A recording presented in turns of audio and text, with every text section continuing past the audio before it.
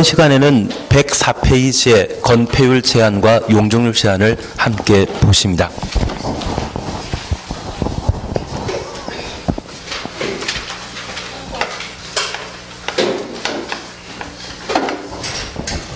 우선 건폐율은 건축물의 크기를 표현하게 되면 건축 면적과 연면적이라는 개념을 사용하게 되는데, 이 건폐율은 대지 면적에 대한 건축 면적의 비율을 건폐율이라 표현하고, 용적률은 대지 면적에 대한 지상층의 건축물의 연면적 비율을 용적률이라 표현하게 됩니다. 도를 따라 여러 필지의 대지가 존재하게 되면 이 대지 안에 대지 소유자가 건물을 축조하게 됩니다.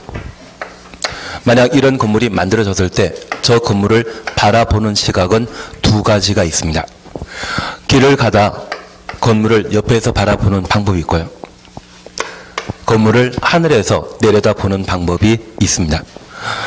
간혹 왼쪽에서 보는 것이 아니라 오른쪽에서도, 앞뒤에서도 볼 수 있다, 그런 이야기 할 수 있는데, 그냥 넘어가시고 옆에서 보는 것과 하늘에 내려보는 두 가지 방법이 있다 생각해 놓습니다. 만약 하늘에 내려다보면 그게 건축물과 관련된 건축 면적에 관한 사항으로 건폐율에 관한 문제가 되고, 옆에서 보게 된다면 지하층은 눈에 잘 안 보이죠. 그래서 지상에 노출되어 있는 부분에 대해서만 확인할 수 있는 것이 연면적, 용적률에 관한 문제라고 이해해 놓습니다.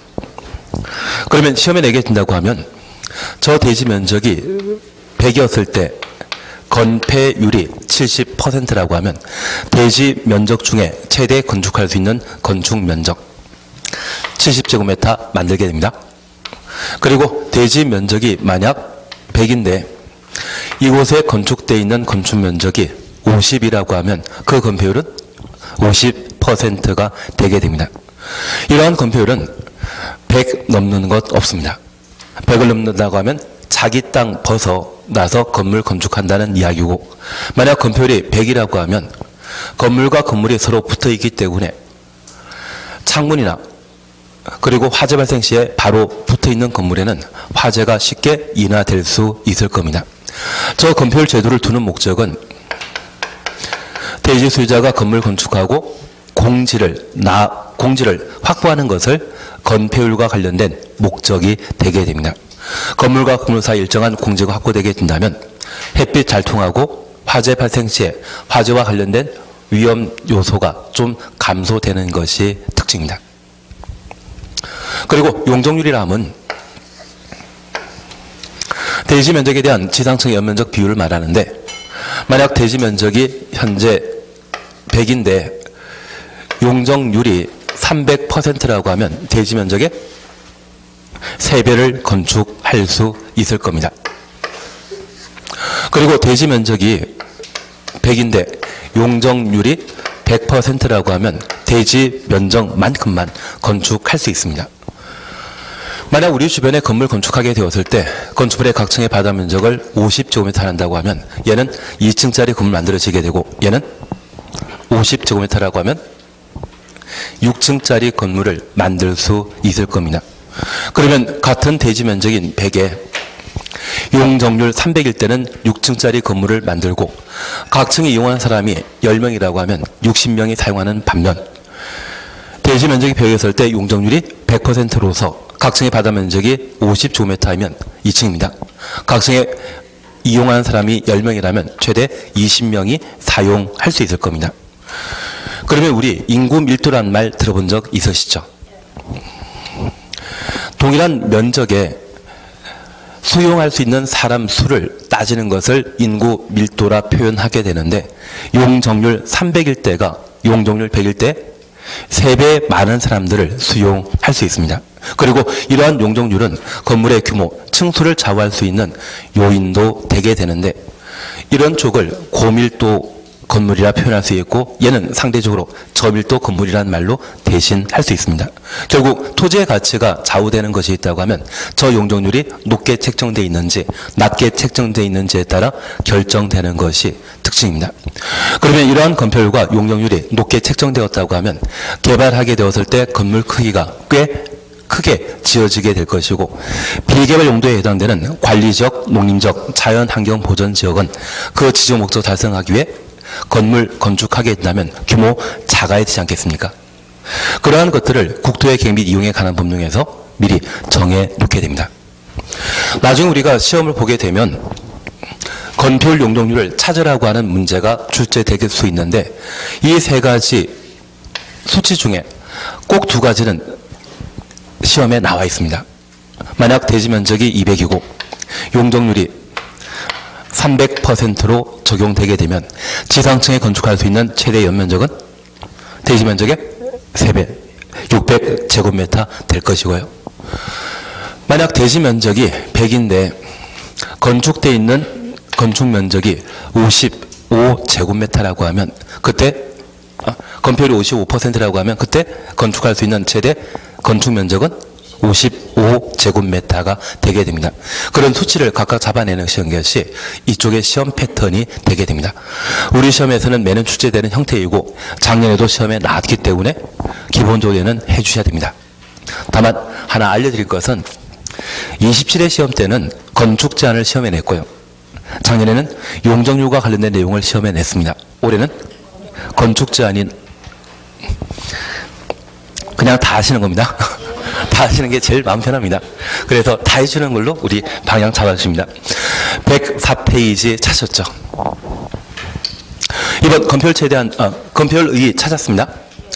건폐율이란 대지 면적에 대한 건축 면적의 비율을 말한다. 그래서 건폐율 추놓으시고 건축 면적 추놓습니다. 대지 면적에 대한 건축 면적 비율을 말하고 박스에는 공식이 나옵니다.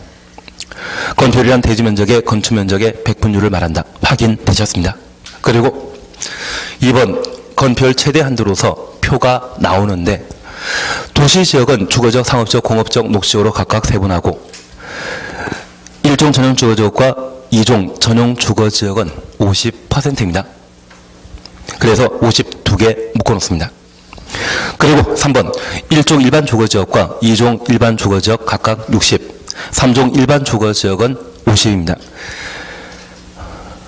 60부터 50까지 묶어 놓습니다. 그래서 일반 주거지역은 건폐율을 60으로 정하는 것이 원칙인데 3종 일반 주거지역은 예외로 50%가 적용되게 됩니다. 그래서 3종 일반 주거지역의 건폐율 50 동그라미 놓습니다. 그리고 준주거지역은 70입니다. 그래서 주거지역은 전용 주거지역은 50, 일반 주거지역은 60, 준주거지역은 70, 5, 6, 7로 기억하시고 3종 일반 주거지역의 경우만 예외적으로 50%가 적용된다는 것 확인해 놓습니다. 그리고 상업지역입니다. 중심상업지역은 90, 일반 상업지역은 80, 근린상업지역은 70, 유통상업지역은 80입니다. 그래서 우리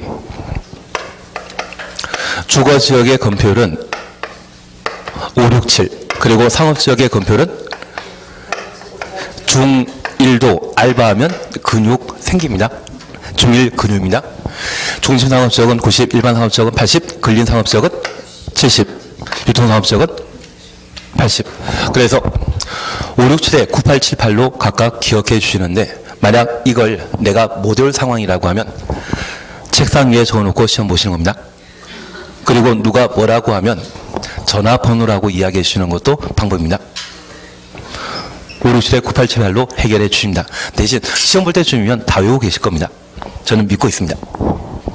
그리고 공업지역과 관련되어서는 70%로 공통된다는 것 확인해 주시고 이제 녹지지역과 관리지역, 농림지역, 자연환경 보전 지역은 모두 비개발 용도입니다. 비개발 용도의 녹간 농자의 경우에는 소규모 건물을 건축할 수 있도록 그 건폐율은 20%를 원칙으로 하는데 계획관리 지역만 40%입니다. 그래서 계획관리 지역 동그라미 놓습니다. 40 동그라미 놓습니다. 녹지적, 관리적, 농림적, 자연환경 보전 지역의 기본적인 건폐율은 얼마이다? 20%이고 유독 계획관리 지역만 40%라는 것 확인해 놓습니다. 그리고 하단부에 건폐율 적용 특례 있는데 시험에 안 나옵니다. 그리고 109페이지까지 가주십니다. 109페이지 찾으셨죠? 용적률이란 대지 면적에 대한 건축 연면적 비율을 말한다. 확인되시겠습니까? 그리고 맨 마지막 줄에는 공식이 있습니다. 용적률은 대지 면적에 대한 건축 연면적. 건축 연면적 앞에 지상층이라고 하나 적어 놓습니다. 지하층은 포함되는 거 아닙니다. 지하층을 제외한 지상층에 연면적이라 해놓습니다. 지하층은 용적률 계산 시에 연면적에 포함되는 거 아닙니다. 그리고 한 장 넘기십니다. 2번 보게 되면 용적률 최대 한도로서 도시지역은 주거지역입니다. 그리고 일종 전용 주거지역. 일종 전용 주거지역에 하한선인 50% 이상, 얘는 신경 쓰지 마십시오. 항상 시험에 나온다면 상한선에 대해서만 시험에 내게 됩니다. 100 동그라미 놓습니다. 그리고 3종 일반 주거지역에 300 동그라미 해놓습니다. 그리고 그 사이에는 각각 50씩 조정되고 있습니다. 그래서 2종 전용 주거지역은 150, 1종 일반 주거지역은 200, 2종 일반 주거지역은 250, 3종 일반 주거지역일 때만 300, 그리고 준주거지역은 500%입니다. 그리고 상업지역, 중심 상업지역의 경우는 1500, 일반 상업지역의 경우는 1300, 근린 상업지역의 경우는 900, 유통 상업지역은 1100%인데 여기 용적률과 관련되어 주거지역은 1, 3, 5로 기억하시는데 제1종 전용 주거지역은 100, 3종 일반 주거지역은 300. 그래서 1종이기 때문에 100, 3종이기 때문에 300. 그러면 1종 전용 주거 보셨다면 그 다음은 2종 전용 주거지역이죠. 150. 1종 일반 주거지역은 200. 2종 일반 주거지역은 250. 3종 일반 주거지역은 300. 그래서 전용 주거지역과 일반 주거지역에 대해서는 1, 3으로, 준주거지역은 500%입니다. 그리고 상업지역은 중일 근유란 말 기억나신다고 하면 중심 상업지역의 경우는 1500, 일반 상업지역의 경우는 1300, 근린 상업지역의 경우는 900, 유통 상업지역의 경우는 1100입니다. 그래서 이 상업지역은 대형 건물 만들 수 있다는 것을 전제해서 1000을 다 빼버리게 되면 5391이란 말을 잡아놓습니다. 다만 근린 상업지역과 관련된 900은 설마 1900은 아니겠죠. 중심 상업지역이 1500, 일반 상업지역 1300, 근린 상업지역 900, 유통 상업지역 1100. 그래서 5391입니다. 그래서 용적률과 관련된 전화번호는 135-5391로 시험 보는 날까지만 기억하시면 됩니다. 대신 모의고사에는 매번 시험에 나오게 될 겁니다. 건폐율은 567-9878입니다. 그리고 용적률은 135-5391로 각각 기억해 놓습니다. 그리고 공업지역과 관련되어서는 전용 공업지역은 300, 일반 공업지역은 350, 중공업지역은 400인데 300과 400만 각각 추천했습니다. 그리고 이제 녹간농자입니다. 녹간농자와 관련된 기본 용적률은 80%인데 세 가지 경우에만 그 용적률을 100%로 정해 놓고 있습니다. 건폐율에 있어서는 기본 20%의 계획관리지역만 40이었지만 용적률과 관련되어서는 세 군데 예외 있다라는 것 확인하시고 우리 교재 생산 녹지지역 100 동그라미 놓습니다. 자연 녹지지역에 100 동그라미 놓으시고 계획관리지역 100 동그라미 해놓습니다. 그래서 녹간농자와 관련된 용적률은 원칙 80%이고 딱 세 가지 경우에만 예외 존재한다는 것 확인해 놓습니다. 그래서 건폐율 용적률과 관련되어서는 이렇게 정리하시는 게 우리 시험 보는 방법인데 기본적으로 주거지역과 상업지역에 대한 건폐율 용적률에 대해서는 시험 볼 때까지 계속 안고 가는 겁니다. 그러면 주거지역, 상업지역, 공업지역이라고 하면 개발 용도, 시가 용도로서 건물 건축하게 되면 큰 규모의 건물 건축하는 반면 녹간 농자라고 하면 소규모 건물 만들어야 되죠. 그렇게 법령에서 건폐율과 용적률의 최대 한도를 제한함으로써 용도 지역의 지정 목적을 달성하고자 합니다. 여기까지 보시는 게 용도 지역과 관련되어 보실 이야기입니다. 그러면 잠깐 이것 하나 보십니다.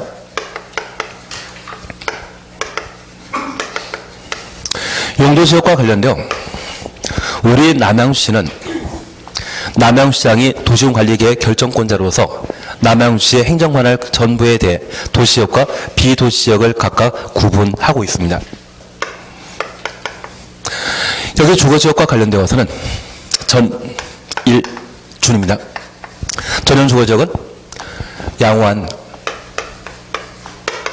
주거환경보호하기 위해 지정한 용도지역으로서 1종은 단독택, 2종은 공동택 중심으로 일반 주거지역은 편리한 주거환경 조성을 도모하기 위한 용도지역으로서 1종은 저층, 2종은 중층, 3종은 중고층 중심의 편리한 주거환경을 조성하기 위한 용도지역을 3종 일반 주거지역이라 표현합니다. 그리고 준주거지역은 주거기능 외 상업기능과 업무기능의 보완이 가능한 용도지역을 준주거지역이라 표현하게 됩니다. 특별히 1종 일반 주거지역의 경우는 4층 이하의 주택을 저층이라 표현한다는 것 다시 한번 확인해 놓으시고 3종 일반 주거지역은 고층주택 중심의 편리한 주거환경 조성한다. 이 말씀은 드립니다. 중고층이라는 말 꼭 들어가 줘야 됩니다. 그리고 상업지역은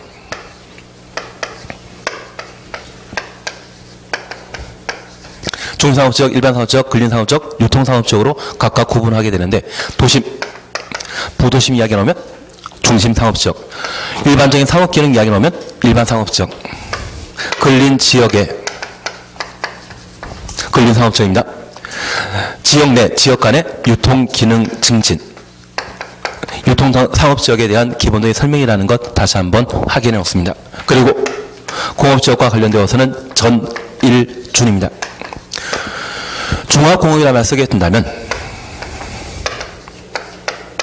전용공업지역이고 환경을 저해하지 않는 일반 공업지역입니다. 경공업, 준공업지역이라는 것 각각 살펴놓습니다. 그리고 우리 이렇게 보셨습니다. 건폐율과 관련되어서는 전용주거지역은 죄다 5, 일반 주거지역은 죄다 6. 다만 3종 일반 주거지역의 경우는 예외적으로 50% 든다는 것 다시 한번 살펴보시고 상업지역과 관련되어 건폐율은 9878이라는 말로 대신 하셨습니다. 공업지역은 죄다 70%라는 것 확인하시고 비개발 용도인 녹간 농자의 경우는 건폐율 20. 딱 하나만 예입니다. 계획관리지역. 그러면 자연 녹지지역의 건폐율은 20%입니다. 자연 녹지지역이랄지라도 건폐율만큼은 20%라는 것 다시 한번 확인해 놓습니다. 그리고 용적률에 관한 사항을 함께 공부하시면서 1종 전용 주거지역은 100, 그리고 3종 일반 주거지역은 300, 준 주거지역은 500입니다. 그래서 135란 말로 우리 대신 하셨습니다. 그러면 하나 여쭐 게 있습니다. 2종 일반 주거지역의 건폐율은 5, 6, 7, 60이죠. 그리고 용적률은 250, 1, 3, 3종 일반 주거지역이 300이면 한 단계 위인 2종 일반 주거지역에는 50주종에서 250. 지금 2종 일반 주거지역, 2종 전용 주거지역이면 150이지만 2종 일반 주거지역이면 250입니다.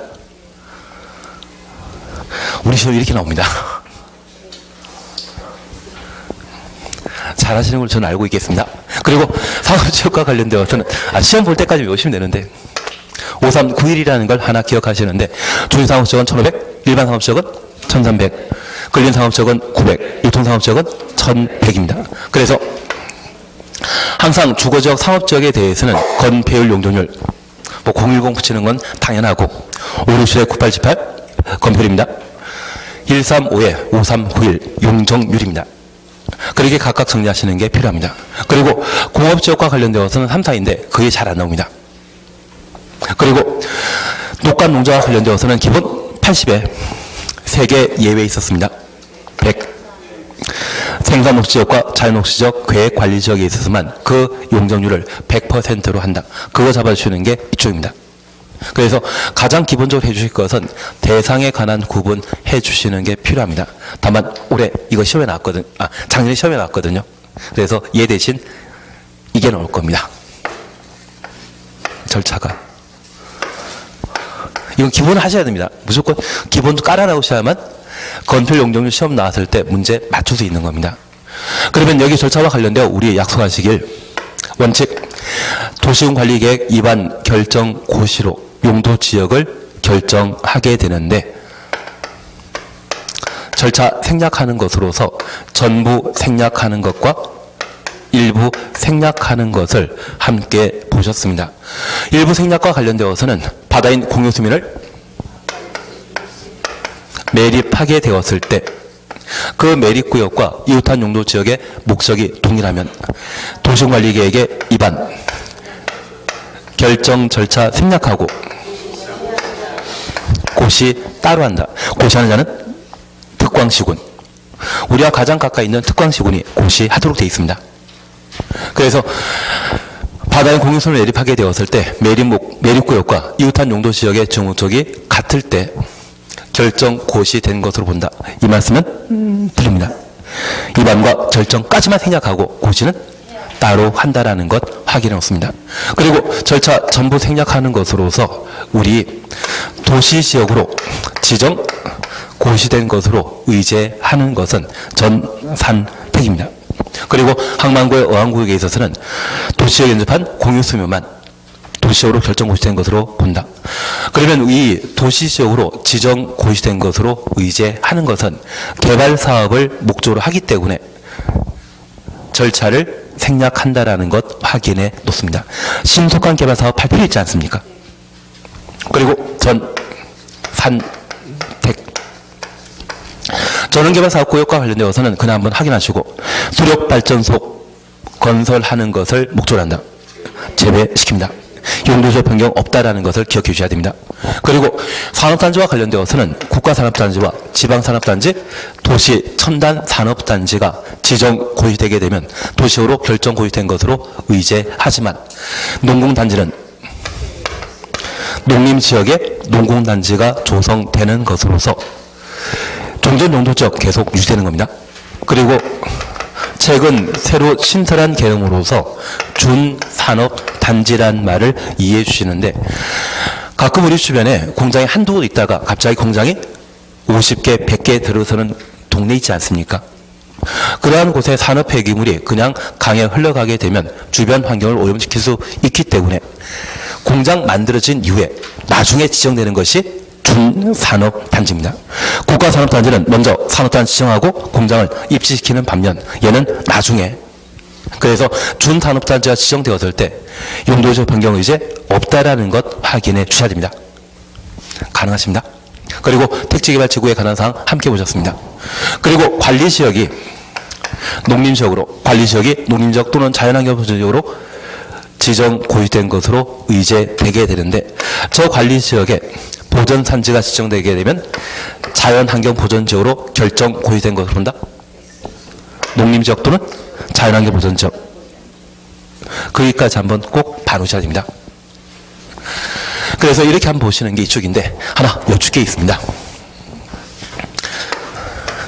농림지역에 농업진흥지역이 지정 해제되면 관리지역으로 결정 고시된 것으로 본다. 농림지역에서 관리지역 바뀌는 거 없습니다. 관리지역이 농림지역 바뀌는 것이 있더라도 우리 이거 보지 않으셨습니까? 관리지역의 농지가 농지법에 의한 농업진흥지역이 지정되게 되면 농림지역으로 결정 고시된 것으로 본다. 그러면 저 농림지역의 농업진흥지역이 지정 취소되면, 지정 해제되었다면 관리지역 지정된 것으로 본다? 거꾸로는 없습니다. 관리지역이 농림지역 되는 것도 있지만 관리지역이 농림지역, 자연환경 보존지역 되는 것은 있지만 얘가 관리지역으로 바뀌는 것은 없다라는 것만 다시 한번 확인해 놓습니다. 가능하시겠습니까? 천천히 하게 나가십니다. 대신 올해는 이걸 봐주셔야 됩니다. 그리고 이러한 용도지역 지정되게 되면 건폐율 용적률에 대해서는 우리 책상 위에 써놓으시든지 수험표 뒷면에 써놓으시고 물어보면 얘는 건폐율 그리고 얘는 용적률 전화번호라고 해주시는 걸로 대신하는 겁니다. 그리고 건축 제한과 관련되어서는 용도 지역의 지정 목적을 달성하기 위해 개별 용도 지역마다 건축할 수 있는 건축물 종류 함께 보셨는데 우리 21개 용도 지역마다 건축 제한 어떻게 다 외우겠습니까? 그래서 앞서 제가 말씀드렸던 단독택은 유통상업지역과 전용공업지역에 건축할 수 없고 아파트는 워낙 시험에 자주 반복되기 때문에 꼭 기억해 놓으셔야 됩니다. 유통상업지역과 전용공업지역, 일반공업지역 건축할 수 없다라는 것. 녹간농자에 건축할 수 없습니다. 일종 전용주거지역은 단독택 중심이었죠. 공동택인 아파트 개발할 수 없다라는 거 기억하시고 일종 일반 주거지역은 4층 이하의 저층 주택 중심의 편리한 주거 조성이 목적이기 때문에 주택 사용하는 층수가 5개층 이상의 아파트는 일종 일반 주거지역에 건축할 수 없었습니다. 그리고 일종 근린 생활설은 모든 용도지역에 건축 가능하고 이종 근린 생활설은 전용 주거지역과 일반 주거지역에 건축할 수 없습니다. 그리고 하나만 더 부탁드리겠습니다.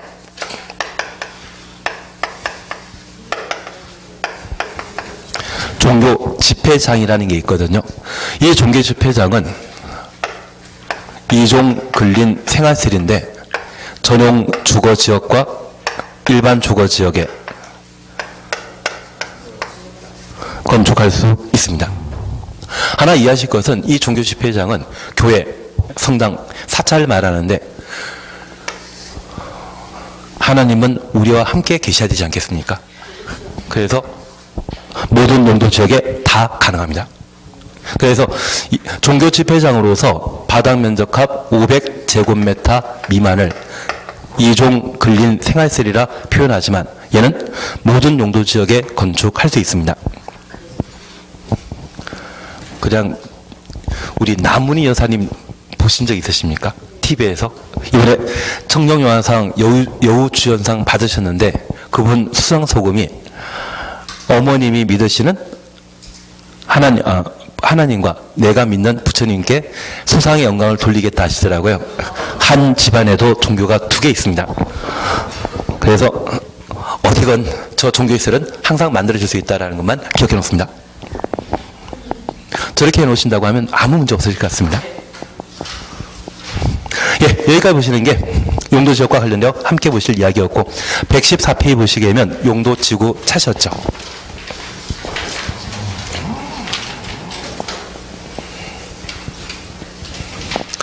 여기 용도지구도 마찬가지입니다.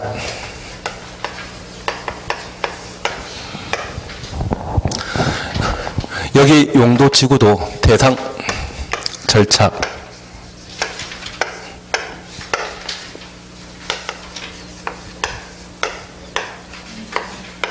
행위 제한 공부하시는 게 필요합니다. 하나 이해하실 것이 있는데 우리가 앞서 용도 지역을 함께 공부하셨을 때 저 용도 지역과 관련되어 도시적, 농림지역, 자연환경 보존지역은 그 개성이 워낙 뚜렷하기 때문에 중복 지정할 수 없습니다. 그리고 관리지역은 계획관리지역과 생산관리지역, 보전관리지역으로 각각 구분하고 있는데 도시지역 외곽에는 계획관리지역이, 농림지역 외곽에는 생산관리지역이, 자연환경 보존지역에는 외곽에 보전관리지역을 각각 지정하게 되는데 완충 공간 형태로서 관리지역이 지정되게 됩니다. 그러면 이 용도지역은 동일한 장소를 도시지역인 동시에 농림지역으로 지정할 수 있다? 없습니다. 우리 농림지역은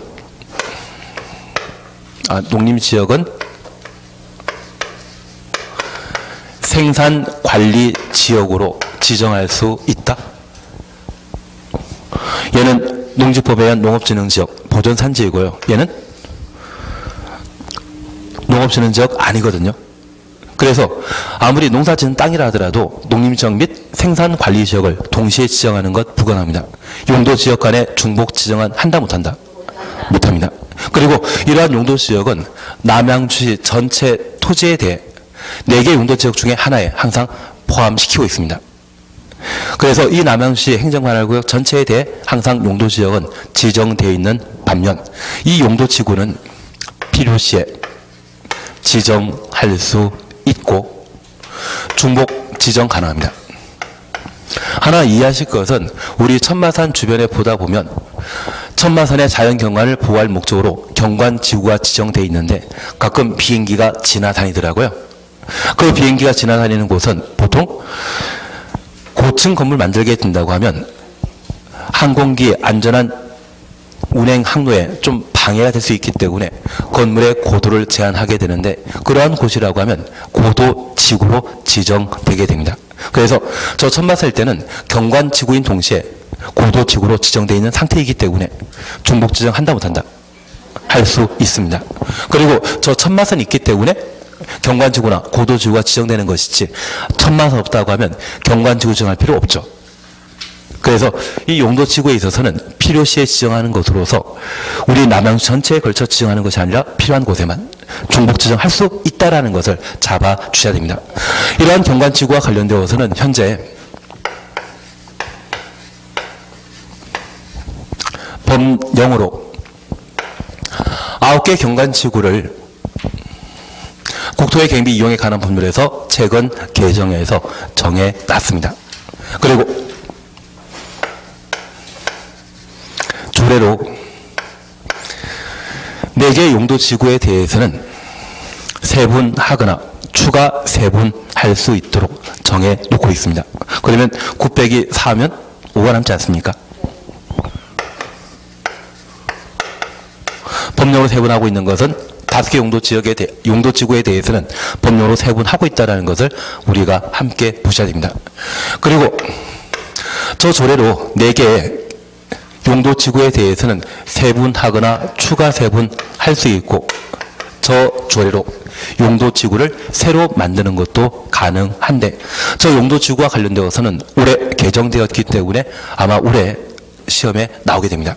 그리고 얘가 나옵니다. 그러면 하나 이해해 주실 것이 있는데요. 여기 법령을 정해놓고 있는 용도지구는 예전 박근혜 대통령이 미국 순방길에 사고 친 대변인 기억나십니까? 잘 기억 안 나십니다. 벌써 5년 전이시죠. 그래서 취하면 개가 되는 특별보좌관이 한두 분 계시다고 합니다. 그래서 취계 특보입니다.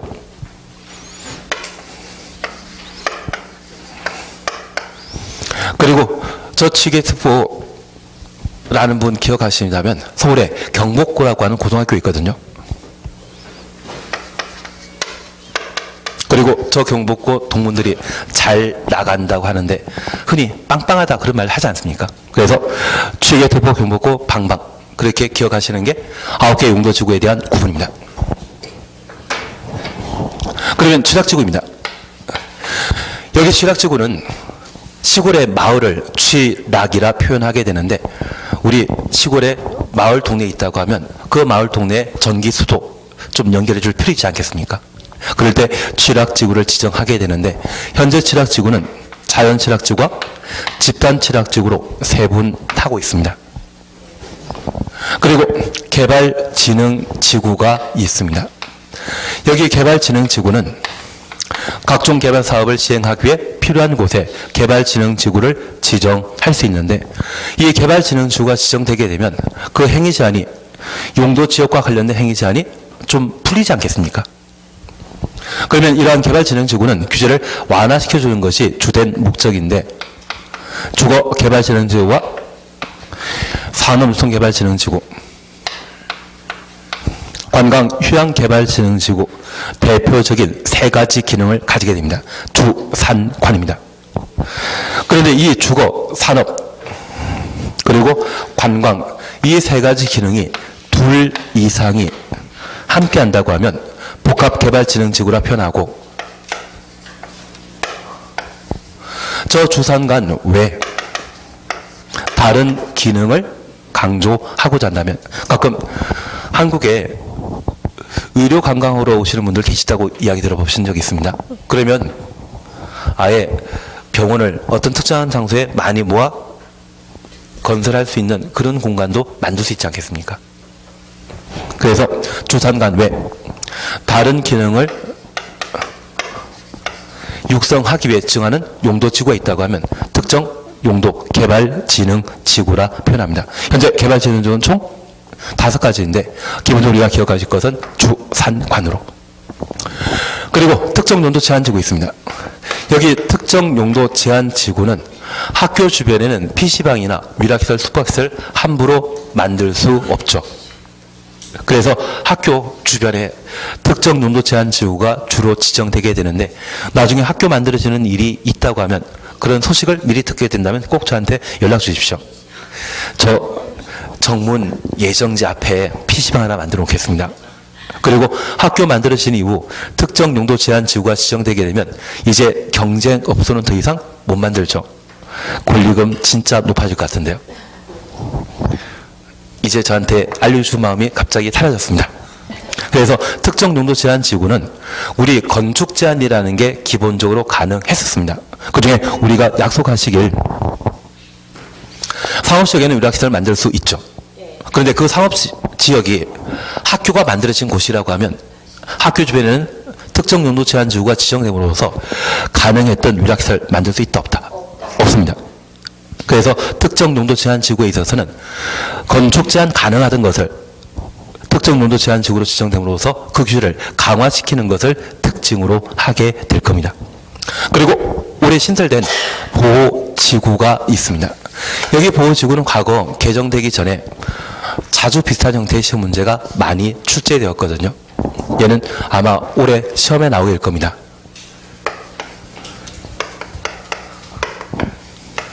역중생으로. 그래서 가끔 여중생이란 말로 대신하는 분도 계시지만 처음에는 여중생이지만 시간 지나시면 역중생입니다. 그래서 역사, 문화, 환경 보호지구와 중요시설물 보호지구, 생태계 보호지구로 각각 구분할 수 있는데, 우리가 기억하실 것은 우리 남양주에서는 문화재 참 많지 않습니까? 그 문화재라고 하면 백연백 역사문화 환경보호지구로 지정되어 있습니다. 그리고 우리 인천국제공항 있지 않습니까? 그 공항시설 보호할 목적으로 중요시설물 보호지구가 지정되게 되고요. 그리고 생태계 보호지구는 우리 천마선 주변 일대가 여기에 해당된다고 이해해 주시면 됩니다. 그런데 이 생태계 보호지구가 지정되게 되면 행위 제한이 가장 강합니다. 그러면 내가 땅을 가지고 있는데 그 땅에 평상시에 못 보던 꽃이 하나 피었다고 하면 걔가 천연기념물일 수 있거든요. 그러면 그곳은 생태계 보호지구로 지정될 수 있고요. 우리 사냥이 천연기념물이라는 거 알고 있으시죠? 그 사냥이 내가 가지고 있는 이마에 똥을 한번 누고 가셨다고 하면 바로 그 다음날 생태계 보호지구가 지정되게 됩니다. 그래서 내가 가지고 있는 땅에 이상한 풀이 피고 있다면 그것 잘 키우시겠습니까? 뽑아버리시겠습니까? 빨리 마음의 결정을 내리셔야 됩니다. 생태계 보호지구가 지정되게 되면 아마 토지의 가격이 20분의 1까지 가격이 팍 떨어집니다. 한 제가 알고 있는 분이 7년 전에 홍천 쪽에 골프장 하나 만들겠다고 열심히 작업하셨는데 그 골프장 골프장 부지 사치고 조성 사업 했는데 갑자기 천연기념물 새 2마리가 나무까지 앉아 잠깐 있다가 앉아 있거든요. 그게 우연찮게 사진 시켜가지고 환경보호단체에서 여기 천연기념물 서식한다고 생태계 보호지구를 지정해달라 요청하다 보니 한 7년 동안 공사 못하고 있는 분이 계십니다. 그래서 못 보는 새가 있다고 하면 어떻게든 쫓아보내려고 노력하셔야 되지, 바로 그 자리에서 죽을 수 있는 극독물을 사용하시게 되면 바로 내가 구속당하는 경우가 있습니다. 그래서 독극물을 사용하시게 되었을 때는 항상 실험실 앓다가 집에 돌아가서 죽을 수 있는 그런 약만 뿌려 놓으셔야 됩니다.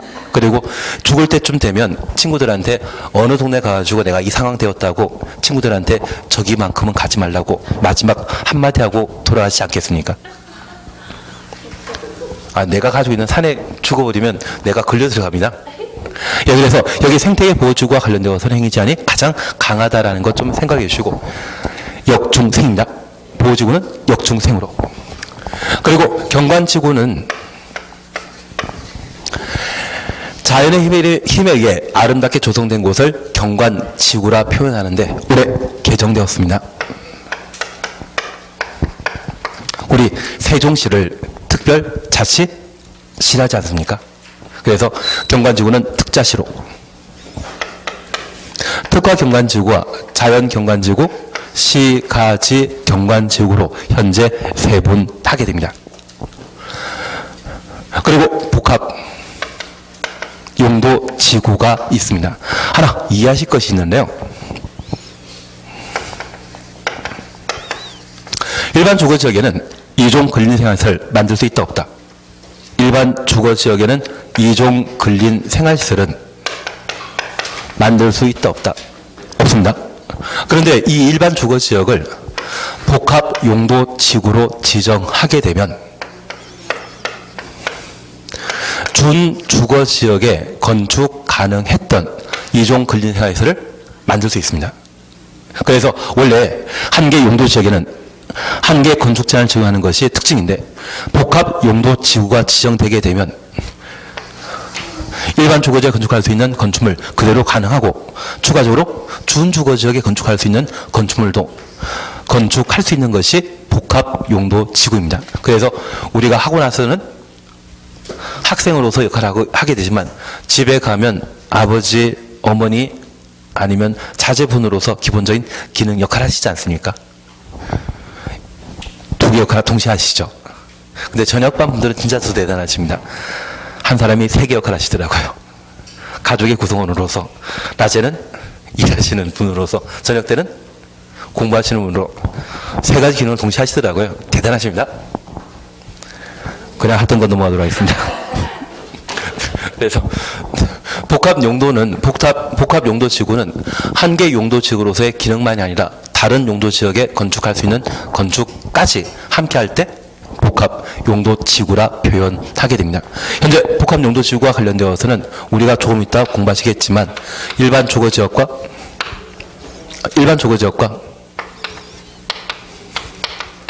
일반 공업지역, 계획관리지역 3곳만 복합용도지구로 지정할 수 있습니다. 일반 상업지역은 복합용도지구 지정할 수 없다라는 거 기억하십시오. 일반 주거지역과 일반 공업지역, 계획관리지역. 그러면 하나 이해하실 것은 일반 상업지역은 이미 상업지역이기 때문에 건축할 수 있는 건축물 참 많겠죠. 건축 가능한 건축물의 종류를 추가할 필요 없습니다. 그래서 일반 상업지역 빠지고 어디만? 일반 주거지역과 일반 공업지역, 그리고 계획관리지역만 복합용도지구로 지정할 수 있습니다. 그리고 최근 개정된 사항이 있는데 얘는 나중에 제가 수업시간 중에 다시 한번 이야기 드릴 겁니다.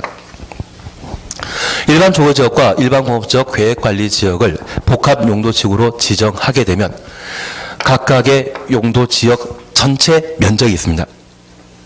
전체 면적, 일반 주거지역 전체 면적, 일반 공업지역 전체 면적 중에 3분의 1까지만 복합용도지구로 지정할 수 있습니다. 이거 나중에 한번 보십니다. 그래서 만약 일반 공업지역의 면적이 3만 제곱미터로 연속해서 지정되었다고 하면 저 일반 공업지역 전부를 복합용도지구로 지정하는 것이 아니라 얼마까지만, 10,000 제곱미터까지만 복합용도지구로 지정할 수 있고, 저 복합용도지구 지정된 일반 공업지역의 경우에는 준공업지역에 건축 가능한 건축물도 함께 만들 수 있는데, 우리 아파트는 일반 공업지역에는 건축할 수 있다 없다? 일반 공업지역에는 아파트 건축할 수 있다 없다? 없습니다. 그런데 저 일반 공업지역이 복합용도지구로 지정하게 되면 준공업지역에 건축 가능했던 아파트 개발이 함께 가능합니다. 그래서 나중에 우리가 부동산 중개 실무하실 때 저 일반 주거지역이나 일반 공업지역, 계획관리지역이 현재 매물로 나왔다고 하면 이곳이 복합 용도지구로 지정되었을 때 건축할 수 있는 공물의 종류가 좀 더 달라지거든요. 그래서 얘는 지금 가치가 높아 있는 상태입니다. 그래서 만약 내가 남양시장과 친하다고 하면 예, 여기 친하신 분이 다 안 계십니다.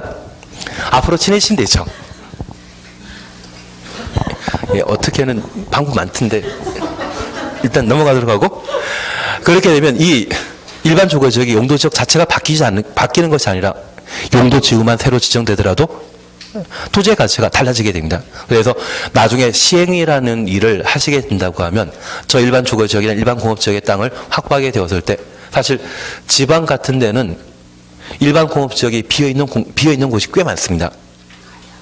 공장이 한 2, 3년 전에 만들어지고 생산성이 좀 낮아서 물건 만들어도 팔리지 않아서 그냥 빈 공장 꽤 있거든요.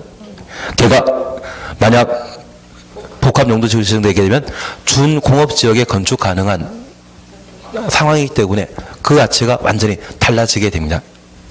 요즘 외국에 공장 많이 이전하지 않았습니까? 그래서 산업단지 지정된 곳이라고 하면 제기는 하고 있지만 산업단지 아닌 곳이라고 하면 제기는 못하는 곳이 꽤 있거든요.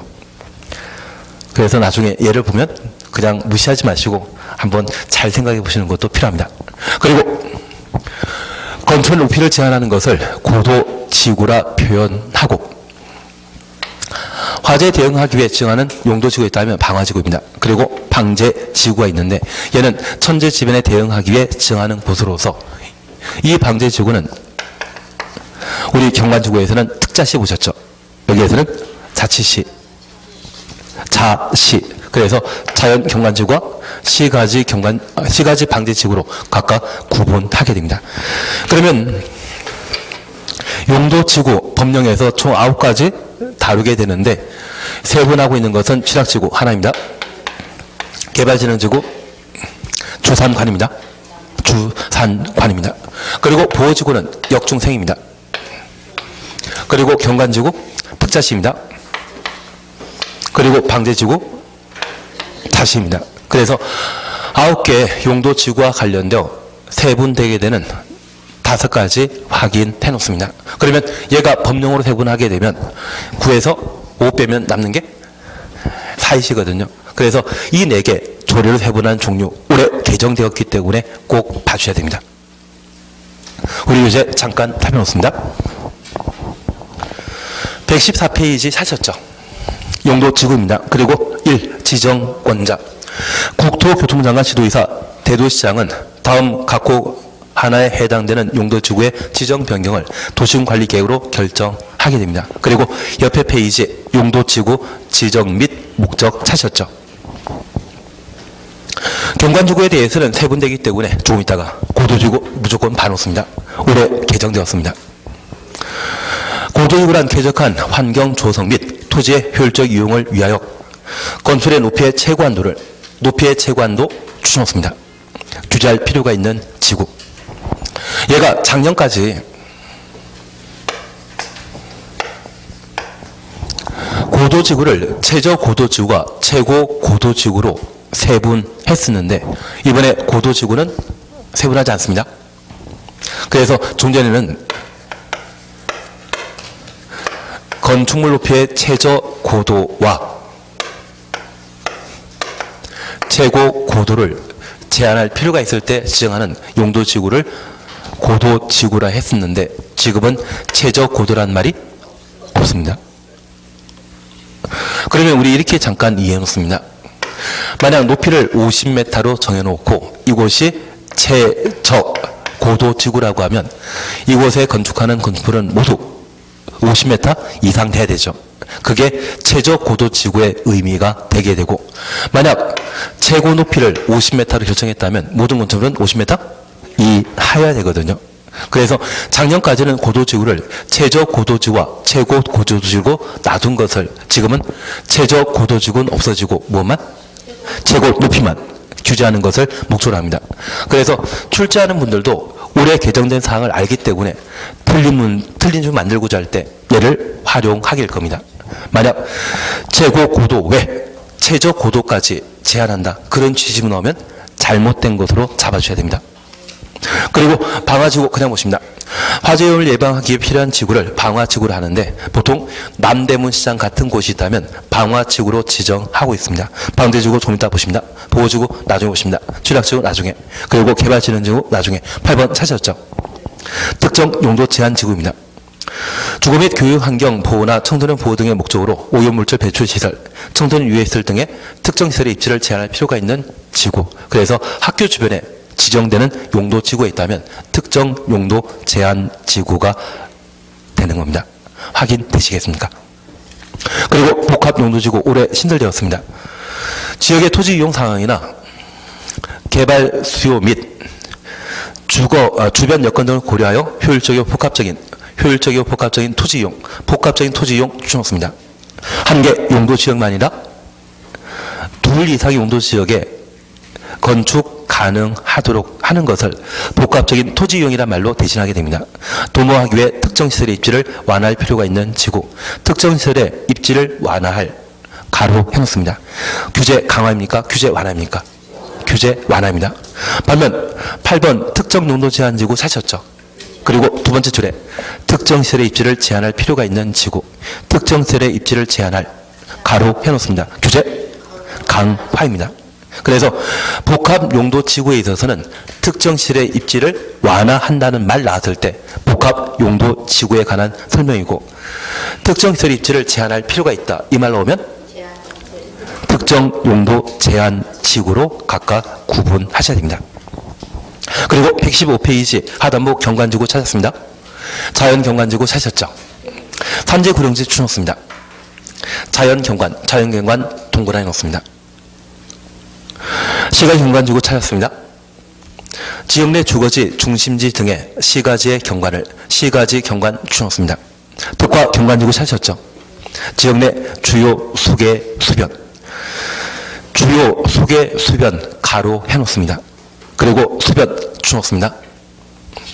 문화적 보존 가치가 큰 건축물의 주변 경관, 문화적 보존 가치가 큰 건축물의 주변 경관 가로 해놓습니다. 특별한 경관 추천했습니다. 보호 또는 유지하거나 형성하기 위해 필요한 지구, 우리 꼭 봐주셔야 되는 게 경관지구입니다. 지금 제가 계속 이야기 드리는 건 115페이지에 고도지구 무조건 해놓으셔야 됩니다. 그리고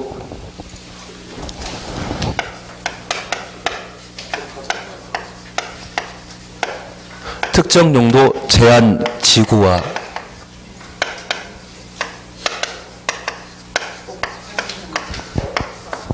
복합 용도 지구에 대해 최근 개정되었기 때문에 무조건 해놓으셔야 됩니다.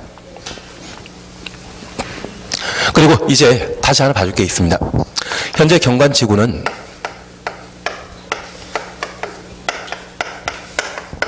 세종시를 특별자치시라 표현하기 때문에 특자시, 경관지구에 대해서는 특자시로 세분하게 되는데, 이 경관지구와 관련된 기본 설명에는 무조건 경관 들어가 줘야 됩니다.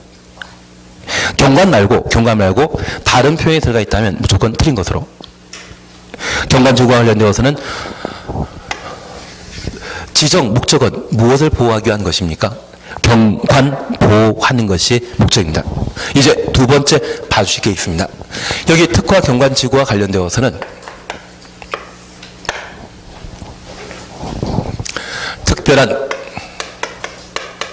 경관 보호하는 것이 목적이고, 자연 경관지구에 있어서는 자연 경관을 보호하는 것이 목적입니다. 그리고 시가지 경관지구의 지정 목적은 시가지 경관이 보호가 목적입니다. 그래서 특화 경관지구에 있어서는 특별한 경관이라는 말이 나왔을 때 옳은 지문이라는 것 확인해 놓습니다. 그리고 이제 부탁드릴 게 있습니다. 여기 자연 경관지구의 보호 대상은 산지, 구릉지를 그 대상으로 하는데, 우리 한강이라는 것을 한강수계라 표현합니다. 한강수계라고 하는 것은 여름철에 한강이 비가 많이 오게 되면 최고 수위가 형성되는 곳을 땅과 한강의 경계라 해서 그것을 한강수계라 표현합니다. 그 한강수계 주변에 땅이 있다면, 육지가 있다고 하면 걔를 수변이라 표현하거든요. 저 수변 경관을 보호하는 것은 자연경관지구의 지정 목적입니까? 특화경관지구의 지정 목적입니까? 제발 이것만 해주십시오. 저도 한 5분만 있다가 끝낼 겁니다. 5분만 참으십시오. 졸리더라도. 그래서 만약 시험에 자연경관지구의 설명에 산지, 구릉지 외 수변, 자연경관을 보호할 목적으로 지정하는 용도지구를 자연경관지구로 한다. 그 말씀은 틀립니다. 수변 경관에 말 나오게 된다면 그때는 특화경관지구의 지정 목적이라는 것만 하나 확인해 놓습니다. 이제 3분 남았습니다. 3분만 하고 끝내도록 할 겁니다. 116페이지 찾으셨죠? 여기 방제지구와 관련되어 시가지 방제지구와 자연 방제지구가 있습니다. 여기 시가지 방제지구는 건축 및 인구가 밀집되어 있는 지역으로서 밀집 동원해 놓습니다. 시설 개선 등을 통해 재해 예방이 필요한 지구를 말하고, 자연 방제 지구는 토지 이용도가 낮은, 토지 이용도 낮은 가로 해놓습니다. 해안변 등의 지역으로서 건축 제한 등을 통하여 재해 예방이 필요한 지구를 자연 방제 지구라 표현합니다. 그러면 이 자연 방제 지구는 건축 제한 규정이 강화되기 때문에 토지의 가격은 계속 떨어집니다. 그래서 이 자연 방제 지구로 지정된 곳이 있다면 땅 구입할 마음 접으셔야 됩니다. 반면에 시가지 방제 지구는 토지 가격, 땅값 올라갈 곳입니다. 그래서 어제도 보이스피싱으로 9억 날리신 분이 계시더라고요.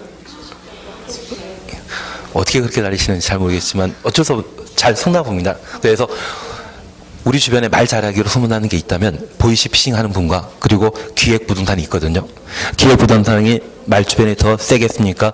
보이스피싱이 더 잘하시겠습니까? 기획부동산 1 그리고 보이스피싱 2라고 하면 이쪽입니다.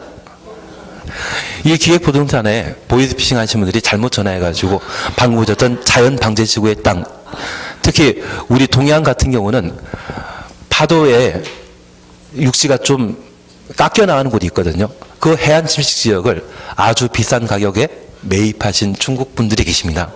그래서 기획부동산이 한 끗발 위이십니다. 나중에 이 기획부동산과 관련된 업무 영역이나 그들의 활동 모습을 좀 살펴보시면 우리 강남역 있지 않습니까? 그쪽부터 선릉역까지 부동산 중개업소 중에 열의 7선 기획부동산 하신 분들이 차려놓으셨거든요. 그쪽에서 한 6개월 정도 일하시면 아마 어느 정도 기법을 배우지 않나 싶습니다. 대신 처음에는 일 시키는 게 좀 험한 일만 시킵니다. 한 1년 반, 2년 정도 견디시게 되면 그분들 하시는 모습까지 좀 배우시는데 대신 그 사이에 내가 피해 보시면 안 됩니다. 여기 다니는 직원들까지도 사기치는 분들이 이분들이시거든요. 예, 그러면 나중에 이야기 드리고 일단 그렇게만 봐주시면 됩니다. 그리고 보호지구와 관련되어서는 무조건 오래 해주셔야 됩니다. 역중생입니다. 역사문화환경보호지구 사셨죠? 문화재 동원해 놓습니다. 전통 사찰 등의 역사 문화적으로 보전 가치가 큰 시설 및 지역, 그래서 문화재부터 역사 문화적으로 보전 가치가 큰 시설 및 지역 가로 해놓으시고 보호 줄쳐 놓습니다. 그리고 바로 특화경관지구 찾아주십니다. 문화적 보전 가치가 큰 건축물, 주변 경관 등의 특별한 경관을 보호 확인되시겠습니까? 그러면 우리가 기억하실 것은 문화재는 역사문화환경 보호지구의 지정 대상이지 특화경관지구의 지정 대상이 못 된다라는 것 확인해 놓으시고, 이 특화경관지구는 우리 전주 쪽에 한옥마을이 있지 않습니까? 그 한옥마을이 있다고 하면 특화경관지구로 지정되는 것이고요. 경복궁이라고 하는 고궁, 우리 남양주에 문화재 참 많지 않습니까? 그 문화재라고 하면 역사문화환경 보호지구로 지정되게 됩니다. 문화재가 용도지구와 관련된 지정 대상이 될 수 있는 것은 무엇이다? 역사문화환경 보호지구라는 것 확인해 놓습니다. 저 문화재가 특화경관지구 지정 대상 설명되면 틀린 겁니다. 그리고 중요시설 보호지구와 관련되어 그냥 봐주시고 생태계 보호지구 그냥 지나십니다. 취락지구 찾으셨죠? 자연 취락지구는 녹지적, 관리적, 농림적, 자연환경 보전적 가로 해놓습니다. 지락보호하기 위해 필요한 지구를 말하고 집단지락지구는 개발제한구역 추정수입니다. 그러면 개발제한구역 안에 시골 마을이 있다고 하면 용도지구 지정하면 집단지락지구로 지정하는 것이고요. 우리 조안면 쪽에 마을 있지 않습니까?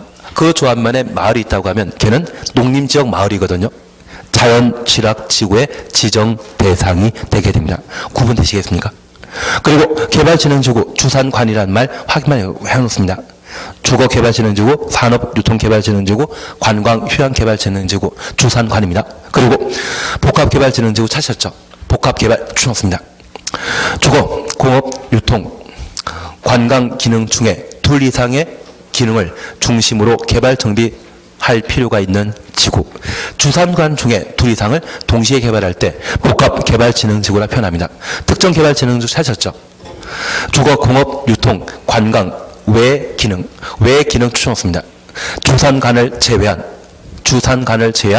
특정한 목적을 위해 개발 정비할 필요가 있는 지구가 있다면 특정 개발진흥지구로 지정하게 됩니다. 그래서 제가 부탁드릴 게 있다고 하면 경관지구 특자시입니다. 보호지구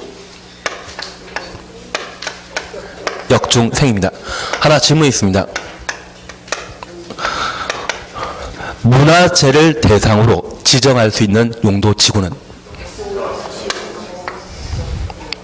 문화재를 대상으로 지정할 수 있는 용도지구 있다면 역사문화 환경보호지구이지 얘가 특화 경관지구의 지정 대상이다. 그 말로 하면 틀립니다.